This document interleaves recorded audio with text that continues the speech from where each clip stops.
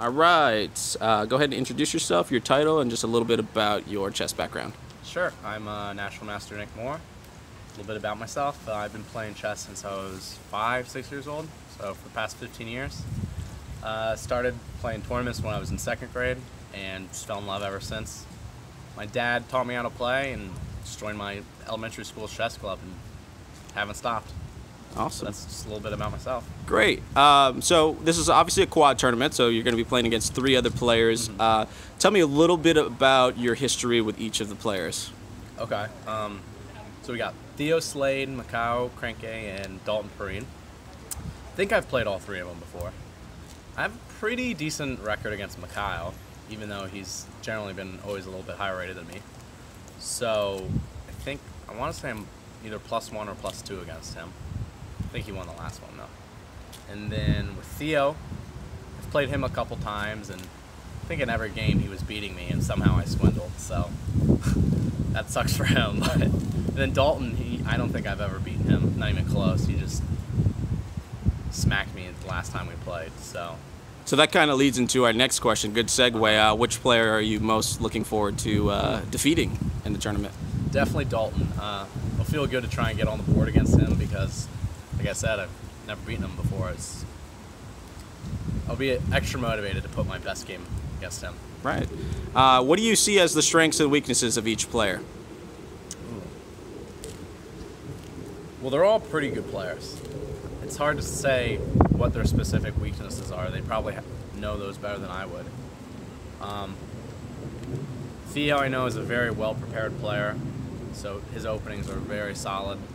Mikhail is an extremely resourceful, creative player. Anytime you think you've got a good position, he'll find a way to turn the tables. And Dalton, he's just good at everything, I think. But weaknesses, it's tough to say. I'm not really sure. I think, I'm in bad form, and Mikhail I don't think has played recently, so that's probably some weaknesses there. Mm-hmm. But that's all I can say about that. I'd like to follow up a little bit about your personal strengths. Uh-huh. So what do you feel like what are your Okay. strengths are as a chess player? I like to consider myself pretty well-rounded. I try not to let my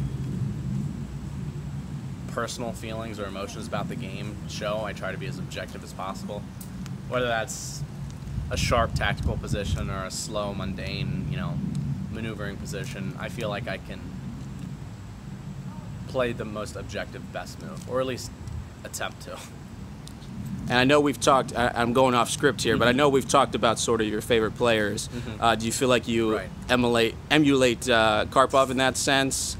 Just trying to find the best objective move, or who do you try to emulate your game after? Probably. That's a good question.